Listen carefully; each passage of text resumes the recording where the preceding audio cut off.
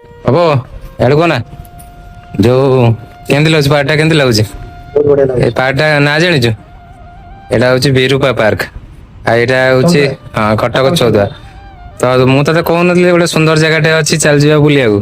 ତୁ ବହୁତ ଦିନ ହେଲାଣି କହୁଥିଲୁ ତୁ କହୁଥିଲୁ ହଉ ଯିବା ଯିବା ଆଉ ବର୍ତ୍ତମାନ ଆସିଲୁ ବୁଲିଲୁ କେମିତି ଲାଗୁଛି? ବଢିଆ ଲାଗିଲା ଆଜି ଦିନ ଯାକ ପୁରା ବୁଲା ହେଲା। ହୁଁ ପାର୍କ ବୁଲିଲୁ ପାର୍କ ବି ବଢିଆ ଲାଗୁଛି ପାଣି ଆଉ ନଈଟା କେଇଟା ଶିବ ପୀଠ ବୁଲିଲୁ? ତିନିଟା ତିନିଟା କଣ କଣ? ଉତ୍ତରେଶ୍ଵର ଉତ୍ତରେଶ୍ଵର ଯାଇନ ଚାଟେଶ୍ଵର ଗଲ ଚାଟେଶ୍ଵର କପିଳେଶ୍ଵର କପିଳେଶ୍ଵର। ଚାଟେଶ୍ଵର କପିଳେଶ୍ଵର ଆଜି ଗୋଟେ ଟୁର ହେଇଗଲା ଗୋଟେ ଆମର କଟକର ଏଇଟା ହଉଛି ପ୍ରଥମ ଆଉ ଶେଷ ଆପରେ ଆମେ ଏଠିକି ଆସିବାର ନାହିଁ। ଆସିନଥିଲି ଦୀର୍ଘ 6 ମାସ ହେଲାଣି ଆଜି ପ୍ରଥମ ଥର ଆସୁଛି। ଆଜି ଆଇଛି ପ୍ରଥମ ଆଉ ଶେଷ ଆଉ ଜୀବନ ଏଠି ଆସିବାର ନାହିଁ।